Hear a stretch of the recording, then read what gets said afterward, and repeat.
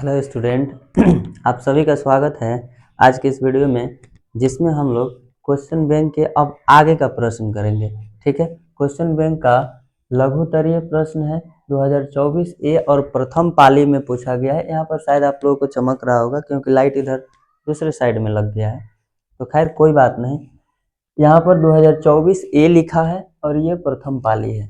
प्रथम पाली, इसमें हम फर्स्ट पार्ट में 5 तक करा दिए थे और फिर सेकेंड पार्ट में 6 से 10 तक करा दिए हैं। अब हम यहाँ पर 11 और 12 क्वेश्चन हम लोग अभी करेंगे और इसके बाद फिर आगे क्या करेंगे इसी में। ठीक है, तो आइए हम लोग देखते हैं। अगर आप लोग पीछे वाला वीडियो नहीं देखें तो आप फर्स्ट पार्ट से स्टार्ट कीजिएगा तो आपका तैयारी बढ़िया होगा। ठीक है, तो फर्स्ट पार्ट पहले देख लीजिएगा, फिर सेकेंड देखिएगा और फिर तब इसको देखिएगा तो ज़्यादा फायदा होगा। ठीक, चलिए हम लोग करते हैं 11वां क्वेश्चन। तो 11वां में बोल रहा है कि 10 स्क्वायर 45 डिग्री और इसके बाद प्लस कोस स्क्वायर 30 डिग्री और माइनस साइन स्क्वायर 60 डिग्री का मान ज्ञात करें। ठीक है, तो आपको इससे पहले 10 45 कोस 30 और साइन 30 का मान पता होना चाहिए। अगर आप लोग अगर आप लोगों को ये मान याद नहीं होगा तो ऐसा सब सवाल बनने का चांस नहीं है, आपसे नहीं बनेगा। ठीक है, हम बहुत पहले ही मान सारणी कैसे निकाला जाता है, किसका मान कितना होता है, ये क्लास हम बहुत पहले करवा दिए हैं। अगर आप नए हैं और आपको पता नहीं है तो आप वो वाला वीडियो जा करके खोज करके और देख लीजिएगा, उधर नीचे प्लेलिस्ट में आपको मिल जाएगा, वहां पर लिखा होगा मान सारणी निकाले। ठीक है, मान सारणी निकाले और मान सारणी हम निकाल करके वहां पे दिखाए हैं, तो आप आसानी से वहां पर देख लीजिएगा और आपको सारा समझ में आ जाएगा और तब जाकर के इस टाइप का आप टोटल सवाल बना सकते हैं। ठीक है, तो आइए इसको देखते हैं। यहाँ पर हल लिखिए, ये 4 और 10 45 का मान होता है 1 और इस पर स्क्वायर है तो स्क्वायर, सिर्फ 10 45 स्क्वायर को स्क्वायर लिखिए, फिर प्लस कॉस 30 का मान कितना होता है, तो कॉस 30 का मान √3/2 और इस पर स्क्वायर कीजिए, माइनस 10 45 साइन 60 का मान होता है √3 और बाय 2 और इस पर क्या हो जाएगा स्क्वायर। ठीक है, तो यहाँ से 4 1 गुना 1 हो जाएगा, फिर प्लस स्क्वायर से रूट हट जाता है तो 3 बचेगा और ये हो जाएगा 2 दूना 4, फिर माइनस स्क्वायर से रूट हटेगा तो 3 और यहाँ पर 2 दूना 4, ये प्लस माइनस कट गया, 1 गुना 4 तो सीधा आंसर क्या मिलेगा आपको 4 मिलेगा। ये था 11वां प्रश्न, ये बहुत आसान है, 2 स्टेप में खत्म। ठीक है, अब देखिए हम लोग इधर देखते हैं 12वां समीकरण x + 1/x = 3 और यहाँ पर x is not equal 0। x is not equal 0 का मतलब है कि ये जो नीचे x है इसका मान 0 नहीं होगा। ठीक है, 0 नहीं होगा। अगर x का मान 0 हो जाएगा तो 1 में जब आप भाग दीजिएगा तो उसका अपरिभाषित आंसर आएगा। इसलिए यहाँ पर बोल दिया गया है कि हमेशा से x का मान यहाँ पर 0 नहीं होगा। ठीक है, के मूलों को ज्ञात करें।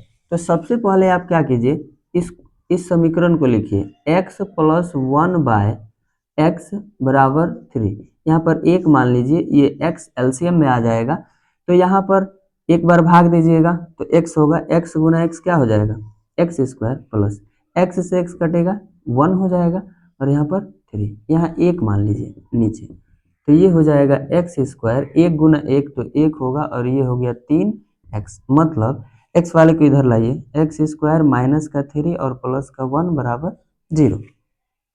अब आप यहाँ पर a का मान लिखिए, a का मान x² के साथ जो गुना में होता है वो a होता है, x के साथ जो गुना में होता है वो b होता है, तो b का मान माइनस का 3 और c, तो c का मान आपके पास क्या हो जाएगा 1 हो जाएगा, ये वाला। और आप लगा दीजिए श्रीधराचार्य सूत्र। ठीक है, इसको श्रीधराचार्य सूत्र भी बोला जाता है, आप लोग किताब में पढ़िएगा तो मिल जाएगा। तो यहाँ पर हो जाएगा minus plus minus √b² - 4ac/2a। तो b का मान आपके पास क्या है, b का मान है -3, ये वाला सूत्र का है माइनस, तो माइनस, बी का मान -3 तो -3 प्लस माइनस अंडर रूट, बी का मान फिर से तो इस पर -3 पर स्क्वायर 4, ए का मान 1 है और सी का भी मान फिर से क्या है 1 है बटे 2 और ए का मान 1 है। ठीक है, माइनस माइनस यहाँ पर प्लस हो जाएगा, a plus minus minus minus plus, 3 तिया 9, 1 गुना 1 1 होगा और फिर यहाँ 2, 1 गुना 4 तो 4 ही हो जाएगा और ये प्लस में 2, तो यहाँ से 3 प्लस माइनस यहाँ पर अंडर रूट क्या हो जाएगा 5 और बटे में 2। अब यहाँ से आप इधर देख लीजिए, हम लोग निकालेंगे एक्स अल्फा में क्या हो जाएगा 3 प्लस अंडर रूट 5 और बाय 2। ठीक है, और एक्स बीटा, तो एक्स बीटा एक बार प्लस में यहाँ चिन्ह है, एक बार प्लस में हम लोग लेते हैं और एक बार माइनस में, 3 यहाँ पर माइनस अंडर रूट 5 और बाय 2 और ये है इसका 2 मोल। ठीक है, आप इसको ध्यान से देख लीजिए, इतना कर दीजिएगा तो इसमें भी आपको 2 नंबर मिल जाएगा और इसमें भी आपको 2 नंबर मिल जाएगा। ये लघुतरीय प्रश्न है। ठीक है, 2024 में ये सब क्वेश्चन पूछा है, 2024 के फर्स्ट वाली में ये सब क्वेश्चन पूछा है। ठीक है, तो अगला प्रश्न देखते हैं।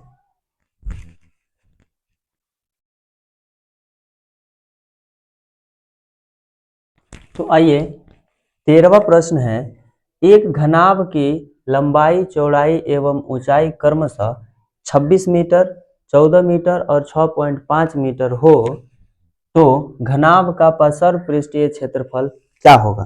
ठीक है, तो लिखिए, ये है आपका लंबाई कितना है 26.5 मीटर, इसके बाद चौड़ाई कितना है, चौड़ाई है 14 मीटर और ऊंचाई कितना है 6.5 मीटर। ठीक है, तो घनाभ का पार्श्व पृष्ठीय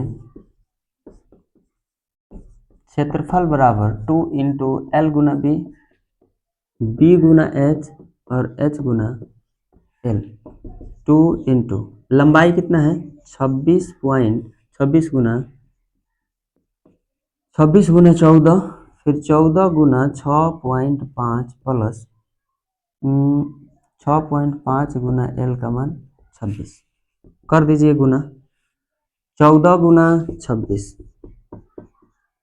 6 के 4 हासिल 2 और 4 दूना 8 2 10, फिर यहाँ 26 तो ये हो जाएगा 4 6 3 364 प्लस उसको गुना कर दीजिए, ये हो जाएगा आपका 14 गुना 6.5, तो 4 पंचे 20 के 0 हासिल 2 और फिर यहाँ 5 2 7 और इधर 6 के 24 के 4 हासिल 2 और 6 और 2 8, तो यहाँ पर 0 11 और 9, एक अंक के बाद दशमलव, तो यहाँ पर सीधा हो जाएगा 91। फिर गुना कर दीजिए, आपका 6.5 गुना 26, तो इधर गुना कीजिएगा, 6 पंचे 30 के 0 हासिल 3 और 6 के 36 और 3 39, फिर 5 दूना 10 के 0 हासिल 1 और इधर हो जाएगा आपका 5 6 दूना 12 और 1 13, 0 9 6 1, एक अंक के बाद दशमलव 169। अब सबको जोड़ दीजिए, सबको जोड़िएगा 364 फिर 169 और यहाँ पर 91, 10 4 14 के 4 हासिल 1 6 6 12 12 1 13 13 और 9 13 और 9, तो 9 3 12 यानी कि 22 के 2 हासिल 2 और इधर हो जाएगा 3 2 यानी 3 1 4 2 6 600 2 गुना 624, 4 दूना 8 और इसके बाद 2 दूना 4 और 6 दूना 12 सेंटीमीटर स्क्वायर आंसर देख लीजिए। इतना गुना भाग आपको आना चाहिए, इसी तरह से आप गुना भाग कीजिए, आराम से आंसर आएगा। ठीक है, तो ये चलिए अब हम लोग करते हैं अगला प्रश्न।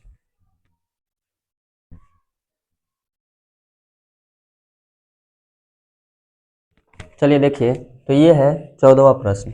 ये है कि किसी बेलन के सर्व पृष्ठीय क्षेत्रफल तथा आयतन क्रमशः 264, ये क्षेत्रफल है 264 मीटर स्क्वायर तथा तथा तथा आयतन होना चाहिए, तथा आयतन 396 मीटर क्यूब है। बेलन की त्रिज्या तथा बेलन की ऊंचाई ज्ञात करें।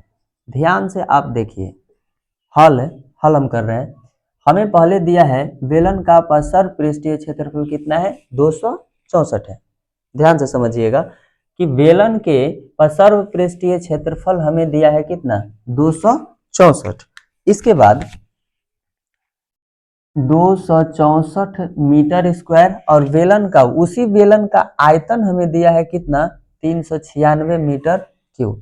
ठीक, तो हमसे पूछा है क्या, बेलन की त्रिज्या बता दीजिए और उसी बेलन की क्या ऊंचाई बता दीजिए, मतलब त्रिज्या और ऊंचाई दोनों निकालना है। तो देखिए हम लोग मान लेंगे, यहाँ माना कि बेलन की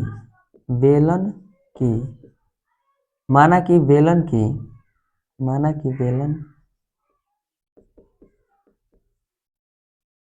बेलन की ऐसे लिखिए, 2 बार की नहीं लगना चाहिए। माना बेलन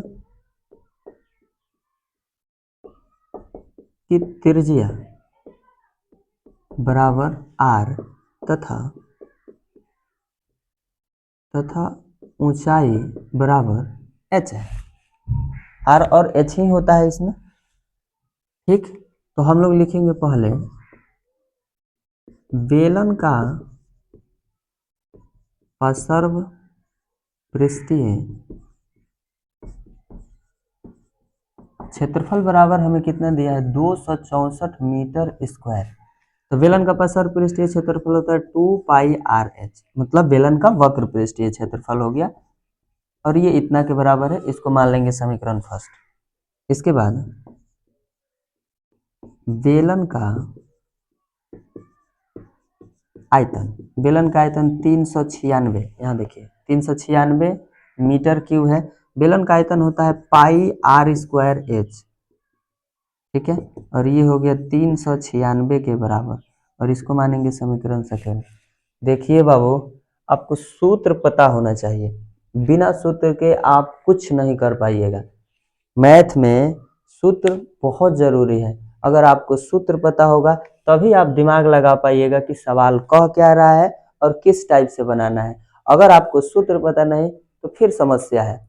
अभी आपके पास टाइम है, आप मेहनत कीजिए और मेहनत करके और सूत्र पहले कवर कीजिए। अधिकतर ऑब्जेक्टिव में कम से कम 10 से 15% तो आपका सूत्र पूछता है और सूत्र से रिलेटेड चीजें पूछता है, उसी को थोड़ा सा और फेर करके, और ऑब्जेक्टिव भी काम कर जाएगा। अगर सूत्र याद रहेगा तो सब्जेक्टिव भी आपका दिमाग चलेगा, ये भी बना लीजिएगा। फिर आगे के सवाल तो जो 5 नंबर वाला आता है वो तो फिक्स चलता है। एक ग्राफ पूछेगा, एक कंस्ट्रक्शन पूछेगा, एक थ्योरम पूछेगा, एक हाइट एंड डिस्टेंस पूछेगा, इस टाइप से वो फिक्स पैटर्न है। उसको 2 4 5 चैप्टर कवर कर लीजिएगा तो 10 15 20 नंबर वहां से आराम से आ जाता है। ठीक है, उन सभी में भी कुछ कुछ चेंज कर देता है अगर हार्ड एग्जाम लेगा तो। फिलहाल आप सब्जेक्टिव और ऑब्जेक्टिव दोनों पर ध्यान दीजिए, यही टाइम है। तो चलिए, सूत्र आपको पता होना चाहिए कि बेलन का वक्र पृष्ठीय क्षेत्रफल 2 पाई आर एच होता है और बेलन का आयतन पाई आर स्क्वायर एच होता है। अब यहाँ पर समीकरण फर्स्ट और सेकेंड को लेते हैं। समीकरण फर्स्ट तथा समीकरण सेकेंड से। समीकरण फर्स्ट है 2 पाई आर एच और ये है 264, ये फर्स्ट, और सेकेंड है पाई आर स्क्वायर एच और ये है 396। आपको समीकरण बनाने आता है तो यहाँ पर प्लस है तो माइनस, यहाँ पर प्लस है तो माइनस। अब देखिए जो सेम चीजें है वो कट जाएगा, एच से एच कटेगा, एगो आर से स्क्वायर हट जाएगा, पाई से पाई कटेगा। तो यहाँ पर तो माइनस में है तो घटेगा ना जी, ये तो माइनस में है और ये ऊपर प्लस में है, तो यहाँ पर आर बराबर इसको घटा लीजिए, माइनस में बच जाएगा, माइनस में इधर बचेगा, तो यहाँ पर माइनस, ठीक है, माइनस 10 में से, मतलब कि इधर से एक पैंचा ले लीजिए, तो 14, 14 में से 6 जाएगा तो 8, ठीक है, 8, यहाँ पर बचा 5, एक पैंचा लीजिए, तो यहाँ पर इसमें से घटाना है, सॉरी 300, यहाँ पर माइनस 396 में से आप 264 को घटा दीजिए, तो यहाँ पर बचेगा 2, यहाँ 3 और यहाँ 1, 132, 132, ठीक है। उसको उधर ये कर लीजिए, तो यहाँ से माइनस आर माइनस 132, ये प्लस में उधर गया माइनस में, ठीक है। तो इसको जोड़ लीजिएगा, तो आर बराबर कितना हो जाएगा, 100, माइनस से माइनस कट जाएगा, तो आर का मान 164 आ जाएगा। एक मिनट रुक जाइए, रुकिए, आर का मान 164, देखिए ये ऐसे नहीं होगा, ठीक है, हम लोग ऐसे बहुत ज़्यादा तिरजिया आ जा रहा है, हम लोग यहाँ पर थोड़ा सा मिटाते हैं और मिटा करके लिखते हैं। देखिए ध्यान से, समीकरण सेकेंड में समीकरण फर्स्ट से भाग करने पर, तो समीकरण सेकेंड में भाग देना है पाई आर स्क्वायर एच बटे में इसका 2 पाई आर एच, और यहाँ पर 396 और बटे में हो जाएगा 264। देखिए लेफ्ट साइड को लेफ्ट साइड से भाग दे दीजिए और राइट साइड को राइट साइड से भाग दे दीजिए, ठीक है। अब यहाँ पर देखिए एच से एच कटेगा, आर से एगो आर कट गया, पाई से पाई कट गया, इसका मतलब ऊपर बच गया आर और नीचे बच गया 2। इधर इधर अब तनी कटाते हैं, सम संख्या लास्ट में, यहाँ भी सम है तो 2 से कटेगा, मतलब 2 एक का 2, और फिर आपका 2 चौके 8 और 1 8 दूना 16, ठीक है। यहाँ पर 2 एक का 2, 2 तिया 6 और 2 दूना 4, देखिए तो 11 से कटेगा क्या, 11 से 2 एक का 2, यहाँ 19 होगा ना जी, सॉरी 19 हो जाएगा, तो 2 एक का 2 यहाँ 19, तो 9 दूना 18 और 1 जाएगा 8 दूना 16। अब ये 11 से कटेगा, फिर भी और एक बार 2 से कटाते हैं, 11 से कट जाएगा, ये 11 एक का 11, और फिर यहाँ 11 8 88, और फिर यहाँ 11 एक 11 और 11 दूना 22, फिर आप 6 से कटा दीजिए, 6 तिया 18 और 6 दूना 12, तो 3 बटे में 2, तो यहाँ से 2r और ये हो गया 6, मतलब ये है r बराबर 6/2 कट के r का मान कितना आ गया, 3 आ गया। तो बेलन की त्रिज्या 3 सेंटीमीटर है, ठीक है। आगे बढ़ते हैं, बेलन की त्रिज्या 3 सेंटीमीटर। अब हम लोग लिखेंगे कि आर का मान समीकरण फर्स्ट में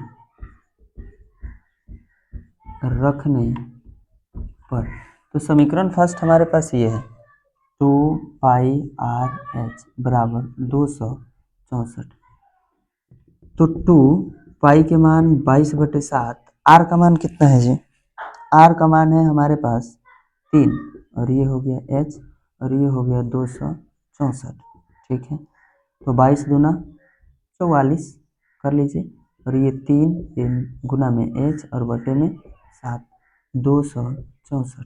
अब एक काम करते हैं, एच को यहाँ रखते हैं, 264, देखिए ये भाग में है, बराबर के उधर जाएगा तो गुना में, और जो एच के साथ गुना में इधर आएगा तो भाग में 3। अब इसको कटाते हैं, देखिए तो 11 से कटेगा, 11 दूना 22, 11 दूना 22 और 11 चौके 44, 11 फिर 11 चौके 44। अब इसको कटा दीजिए कितना से, 4 छके 24, ये 3 से कटेगा, 3 दूना 6, मतलब एच का मान 2 बचा और 7 बचा, मतलब एच का मान 14 आ गया सेंटीमीटर। देख लीजिए, यही है, इतना कीजिएगा। कोई कोई एकदम छोटा सवाल देगा और कोई कोई ऐसा देगा कि आपसे बनेगा ही नहीं, ठीक है, उसमें एक्स्ट्रा दिमाग लगाना पड़ेगा। ये इस टाइप का सवाल था और बहुत ही अच्छा सवाल है, वीवीआई क्वेश्चन है ये, बहुत अच्छा सवाल है।